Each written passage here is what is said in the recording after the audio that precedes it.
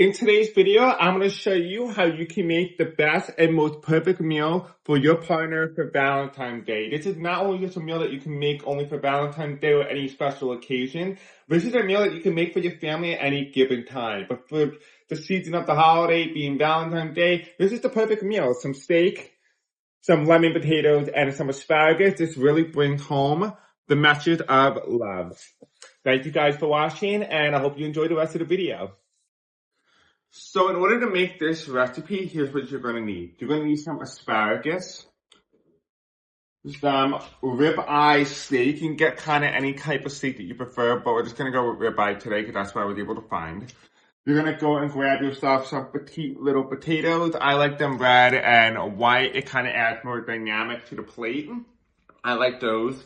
You're also going to grab yourself some thyme seasoning and also some fresh cut rosemary. So there's many ways that you can be able to do this. You can actually use it in a container. If you can't find fresh, you can find the one that's like seasoning and fully dried out, or you can get the fresh one. So you can use both, but I prefer the fresh.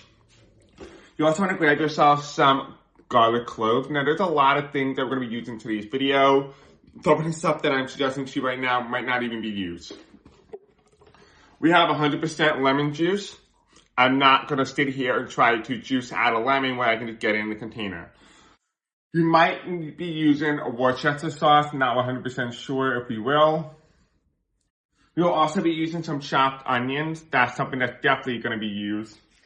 We have some minced garlic. Not 100% sure if we're going to use this, but I have a feeling we probably will when it comes to the asparagus. Grab yourself some black pepper seasoning. So you're going to grab yourself some parsley. Some pink Himalayan salt, maybe, just maybe, some granulated garlic. Again, I grabbed a whole bunch of garlic, and I'm not exactly sure what one I want to be using, so I grabbed them all.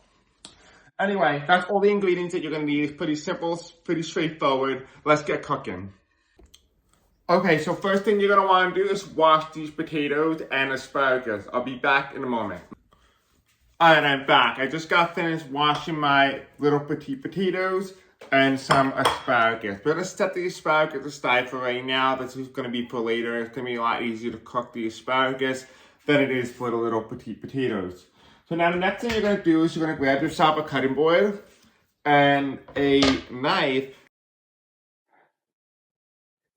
So the next thing you're going to do is you're going to take your little petite potato and you are just going to take your knife and just cut right through, just like that. Now you can even make it into fours on each side. That is also going to allow more surface area, which is going to allow it to cook. Then we're going to set it aside. You're going to repeat this process throughout the whole entire amount of bag of potatoes you're doing.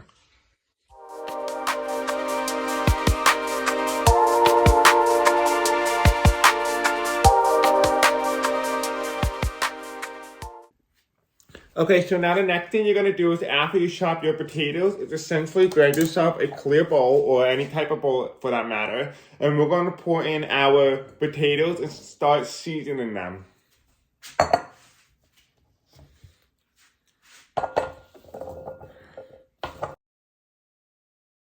Okay, I forgot to tell you guys about this earlier, but you're going to grab yourself some white cooking wine. You can even just grab any type of wine that you have, especially if it's white, even better. We're going to pour this in. We're going to start seasoning everything.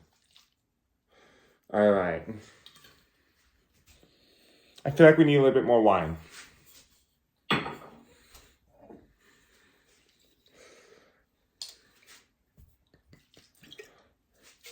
Perfect. You're going to grab yourself some olive oil. And we're going to pour that in. Just eyeball, don't put too much. The goal that we're trying to get for these potatoes is to kind of get them to be more on like the crunchy side. So we want them to be really crispy, but not like too crispy, but kind of like soft on the inside, but the outer side, very crispy. We're going to add in some lemon juice. This is going to really make it pop.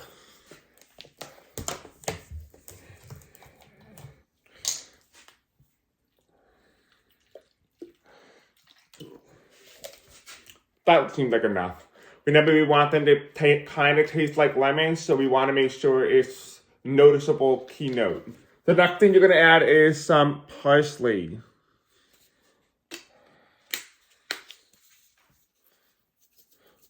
This is going to help balance out if you overdo the garlic.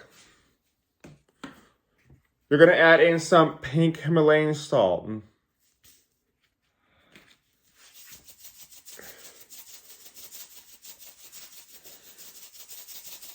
Seems like enough.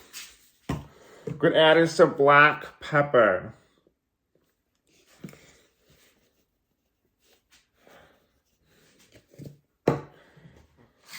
We're going to add in a little bit of chopped onion.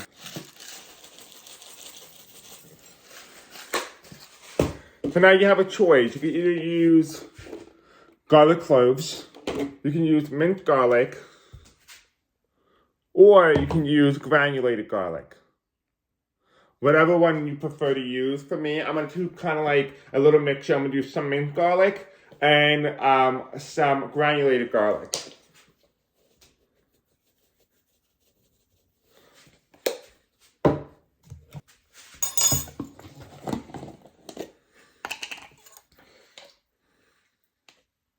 And then 1 scoop is enough.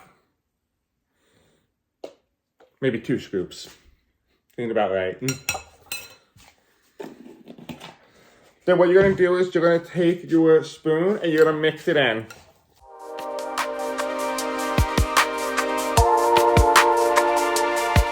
And you smell it.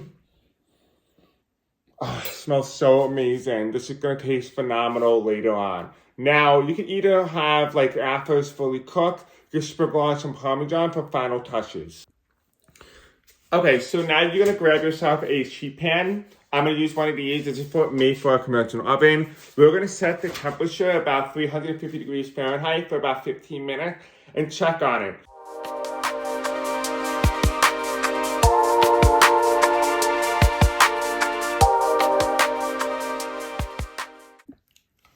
Alright, so this is what it should look like. So for the next part of this video, we're going to season our meat. So I got this black Angus beef ribeye steak. You can get this at your Aldi's. You can find this at your local like grocery store. You can get any kind of steak. This is the steak that I found. This is the one that I thought was the most suitable for this recipe. You can actually use a different type of steak. Use one that you prefer or have a preference for. But anyway, we're going to cut this open and we're going to season our meat. I got myself my bowl that I used earlier for the potatoes. We're going to put this in. We're going to season this steak before we put it into the pan.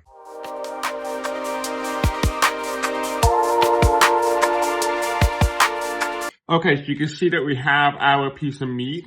Now, in order to be able to make the perfect steak, you're going to want to season both sides respectively. So you're going to season this side first, and then you're going to flip the steak, and you're going to season the same way on the other side.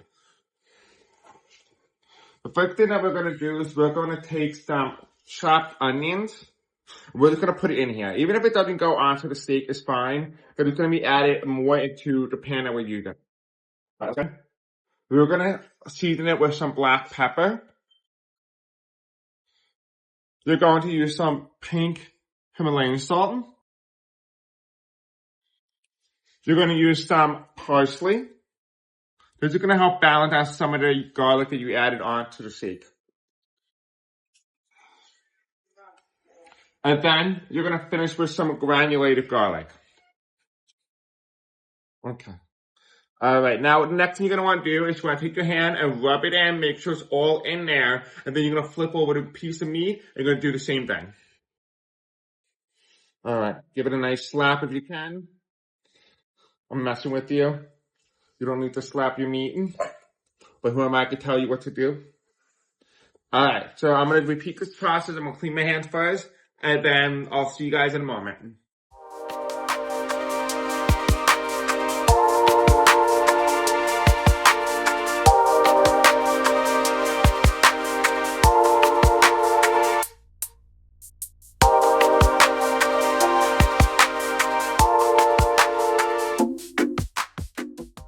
So this is what your meat should look like. It's nice and fatty, and you have all the seasoning you added in. Now you can always add more seasoning later, but you can never really take out the seasoning. So that's what we're going to do. We're going to add in some oil, and I'm going to show you what you have to do next. Okay, so the next thing you want to do is you want to grab yourself some olive oil. which we're going to use right here. And you're going to take a little bit of a splash, but enough to be able to cover the bottom part of the steak. That looks like a good amount. Right, so this is what you're looking for right here. We can kind of move it in around the entirety of the pan to kind of like coat it, if you will. But there is about like 2 little teaspoons of oil. You're probably gonna need some more oil as you start to cook this for both sides, but that's what you're gonna need. The next thing you're gonna need is you're gonna grab yourself some of your rosemary. You're gonna pop it in. And as it starts to slowly cook, you're gonna take some of the fat and the juices that are coming from the steak and you're gonna pour it on top of the other side of the steak. Do not worry, I'm gonna show you how to do that. You also want to grab yourself some thyme. This is where it's going to become really important. But make sure you remember to keep some of the thyme for later because you are going to need it for as a garnish. But also for some of your potatoes.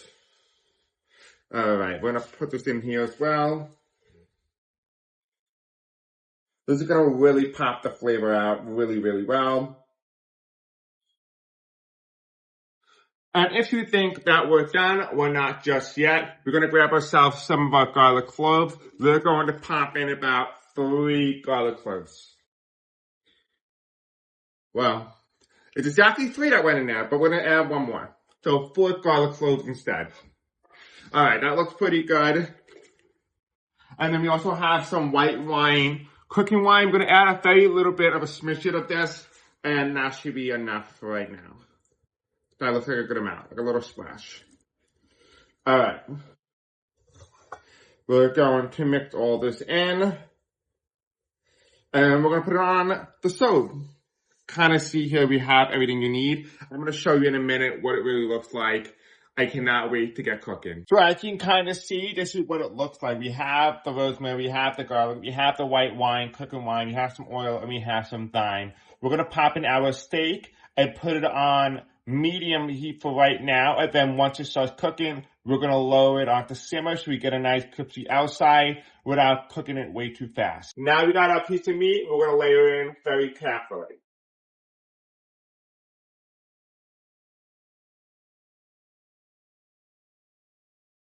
As we get towards the end of cooking the steak on both sides, we're also going to pop in some Worcestershire sauce later on to kind of give it a little bit more of that steak-like taste and flavor we're going for. Now, if you haven't noticed already, or you haven't been able to see because, you know, you're on the camera, you kind of see that I layered the steak on top of the herbs. The intention is to really help the flavor be soothed up and soaked up by the meat underneath. I'm going to do the same thing for both sides.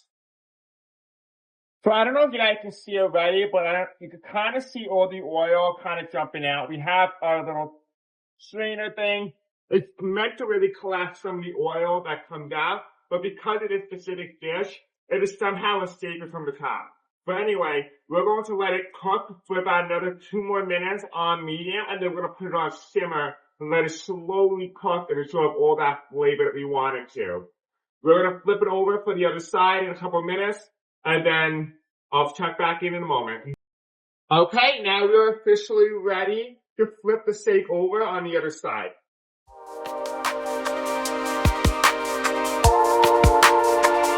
I'll load this now onto simmer.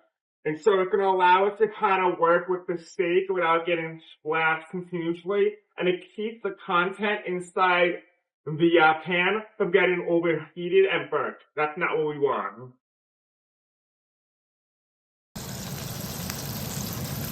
Okay, you kind of see it's nice and charred. You see that brown stuff? That's some good juice. We're going to start splashing the top of the steak with those juices. Okay, I got my little spoon. We're going to tilt the thing for a moment like this. And we're just going to splash the top part of the steak just like this. That's all you have to do. Just take some of this juice and pour it on top. This is going to allow the top of the steak to cook thoroughly and also retain its juice instead of it being fully evaporated. Now, we're going to need a little bit more of this wine because it did cook a little too fast, which is perfectly fine because, you know, it's going to add more flavor anyway. We have a little bit more rosemary and a little bit more thyme. We're going to use that to our advantage. We're going to pop them in. We're going to use another one of rosemary. We're going to add in some more thyme.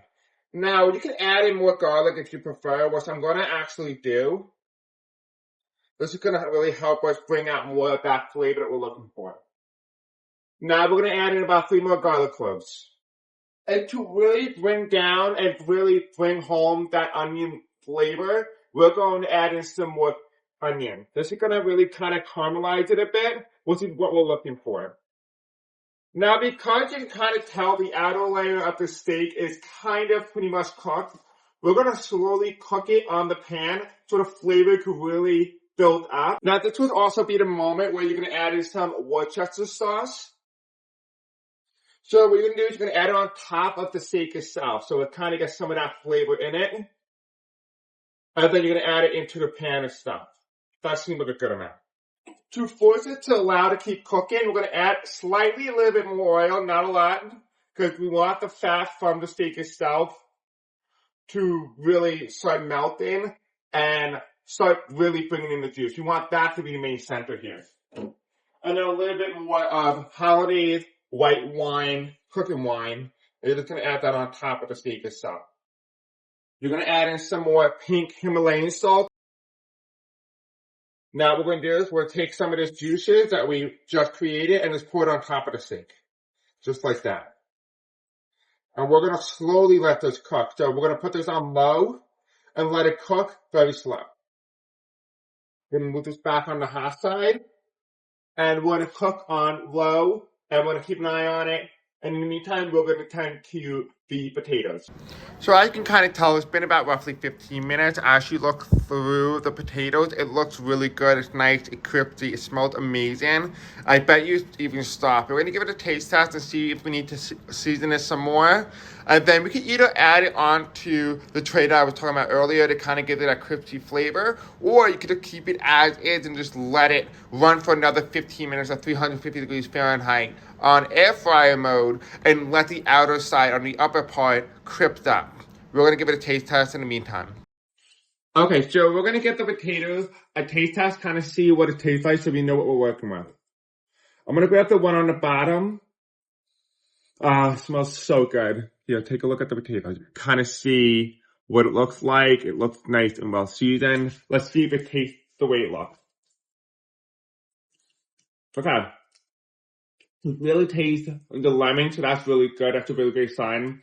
It needs a little bit more salt. That's definitely definite. I'm going to taste another aspect that has a little bit more seasoning on it and kind of see where we're at. You kind of see it's a little bit burnt. That's great. It needs a little bit more black pepper and a little bit more of salt. Other than that, we should be okay. You know what? We're also going to add in some garlic powder as well to kind of really bring out some of that garlic flavor. Alright, so I just seasoned it. We're going to pop this back into the oven for about another 15 minutes. And right when it's about to be done, after you taste test it to make sure everything tastes great, you can actually put a little bit of Parmesan cheese on top. Throw it back in the oven to kind of really crisp up some of that Parmesan. And it should enhance the flavor itself on top of the potatoes. If you want to make it a little extra fancy, you don't have to. As you can really see, the steak is really charring up. We want it to char, but you don't want it to char too quickly. But look at all that juice. It looks great. It smells phenomenal.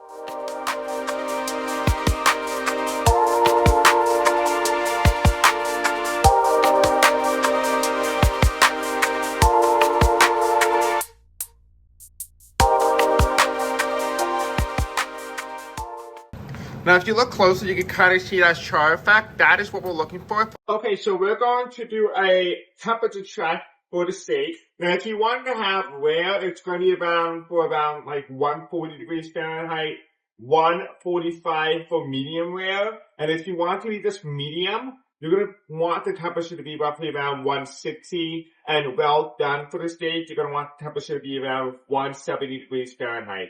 I don't really know exactly where we're going to be, but I'm aiming for medium to well done.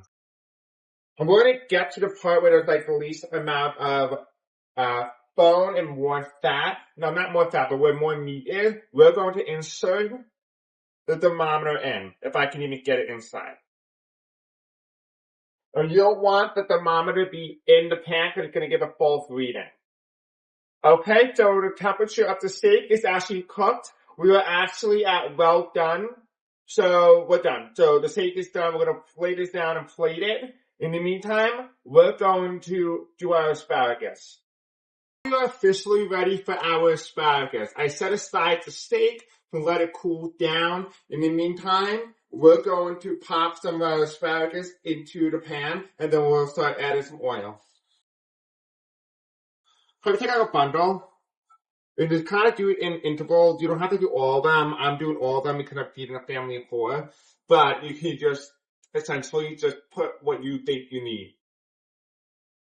A little splash of olive oil. That looks good enough.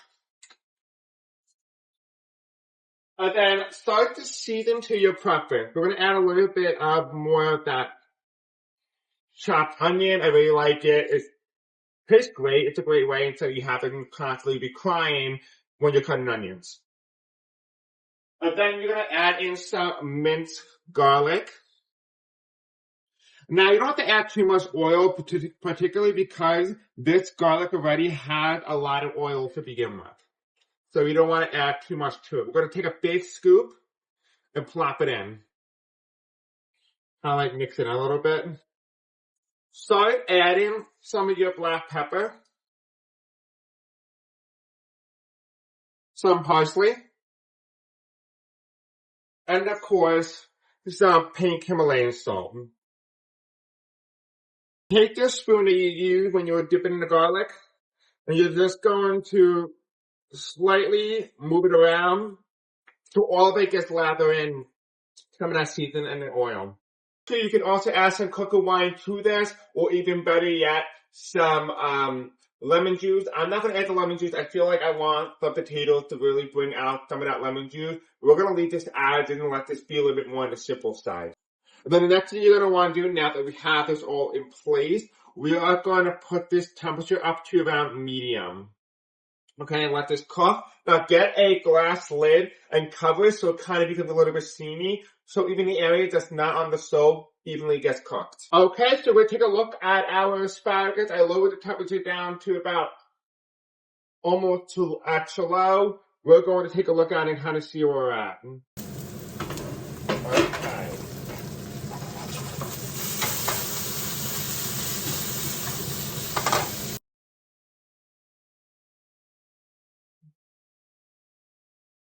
It's still a little bit hard, so we're going to let it cook a little bit longer. But we're going to add a little bit of cooking wine just to kind of speed up the process a little bit and add a little bit of flavor. Now, you want to be very careful when pouring, because this can actually start flaming up very quickly. This looks pretty good so far. In about another 3 minutes, we'll give it a taste test and see if it's fully cooked. And if not, we'll cook it a little longer, not an issue. Okay, so we let our asparagus cook for about a couple more minutes, about 5 more minutes. We're going to give it a taste test. It smells really good. And you can kind of tell if the asparagus is cooked when it starts to become kind of more like mushy. I'll show you what it looks like in a moment. But as I'm pressing into it with a spoon, it cuts right through. So to be able to give it that more crispy flavor that we really like, we're going to turn up the heat on medium for about 2 minutes, let it crisp up on the edges, and then we're practically done. But I'm going to try to kind of see where we're at in terms of flavor, if we need to change anything. The wine here smells amazing with the asparagus, so this is going to be great. So you kind of see where we're at in terms of flavor.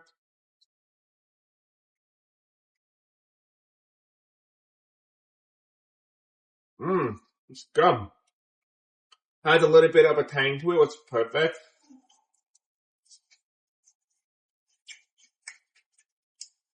It's perfect. All it needs is a little bit of salt. We're practically done. Turn up the heat now, but before we do that, we're going to season it with a little bit of salt. We're done.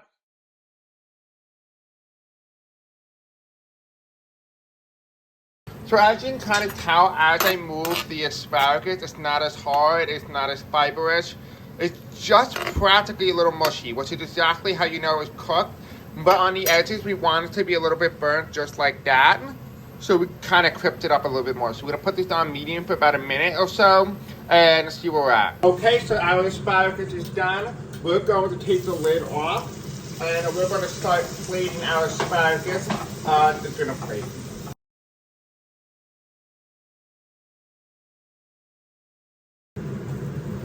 You don't want your dish to look like a hot mess. You want it to look very uniform. But it looks like, you know, it's well done, you know? It looks like you got it from a professional restaurant, but instead your partner made it. So this is where we have the asparagus plated. We're gonna lay the steak on top of the asparagus. You wanna leave this part exposed. And you're gonna take the side of the steak that is more burnt, because it's gonna look more appealing. This one looks more appealing. We're gonna flip it, and we're gonna lay just like that. Now look at that steak on top of the asparagus. This is where our potatoes are gonna go. And then this is gonna be the perfect Valentine Day meal that you can make for your partner. So as you can see, this is what it looks like so far. You see this little piece, we're gonna clean that up. Anything that has a little bit of oil, we're gonna take a little bit of a paper towel and we're gonna wash it away to make it have a clean look. Now, as you can see, after I cleaned up the edges here and around the dish, it looks 100 times better. Now we're gonna start plating our potatoes. So as you can tell, we just took the potatoes out of the oven after being in there for another 15 minutes at 350 degrees Fahrenheit. We're gonna give this a taste test, but you can really see how, even if I didn't put it on that tray, how crispy and how everything is all uniform and well formed up. So as you can kind of see over here, you can kind of see how all the juices have dissipated, but the remaining is the flavor of the potatoes and the seasoning, and it has a little bit of burnt to it, which is really good because we are looking for a roasted style potato. We're gonna give it a taste test and see if we need to add anything to it before we're done. Okay, so we're now gonna get the potato taste test and see how they are. So we kind of know what we're working with. It's a lot harder to pick them up, I'm not gonna lie, when there's many of them. This is phenomenal. You can really taste the flavor of the white wine, cooking wine in them. You can really taste the white wine flavor in it, complemented by the lemon juice and the overall the seasoning. It is phenomenal. What we're gonna do is we're gonna lightly season this with a little bit of Parmesan. This is optional, but I like a little bit of crunch to it. I like a little bit of flavor. This Parmesan is going to really enhance the flavor and outlook of the potatoes. You're just gonna go lightly. Now, if you have like black truffle will also be really good on it as well. But we don't have that. We don't carry that in this household, so we don't have it. But if you have it, by all means, and you like black truffle, knock yourself out. All right, so now this is ready for plating. And then after we finish plating this on the dish, we're gonna put a little bit of garnish and we'll show you what the final product looks like.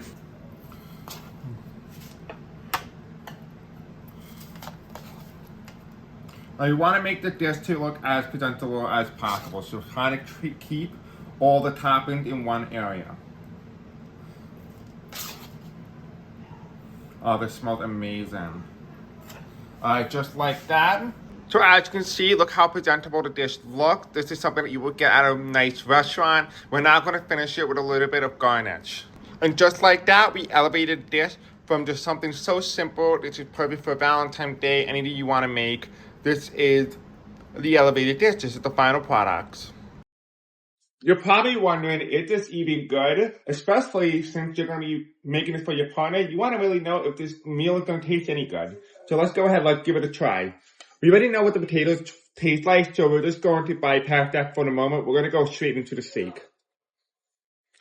Now, you can always cook the steak less than I did, and you can get more flavor. But I just cooked it until I know it was 100% well done and juice. Now, you can kind of see here, there's not a lot of pink. As you kind of get more to the center, you can kind of see there is a little bit of pink here. But it is pretty much well done. We're going to give it a taste test. The steak is good. It's a little chewy, but it's good. I would say cook it a little less than I did. But other than that, it's perfect. It is really perfect. Tastes really well. Let's see how it tastes with the potatoes.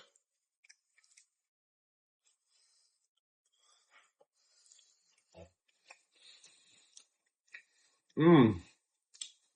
The potatoes are really good. They're really good. I did a fantastic job with that. Okay, let's go ahead. Let's try some of the asparagus.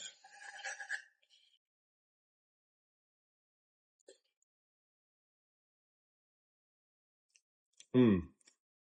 Overall, I would give this an A minus. It's phenomenal. It's great. This is something that's going to impress your partner. Go ahead and make it. Just don't forget the steak sauce. All right, guys. Thank you for watching. Let me know what I should make next.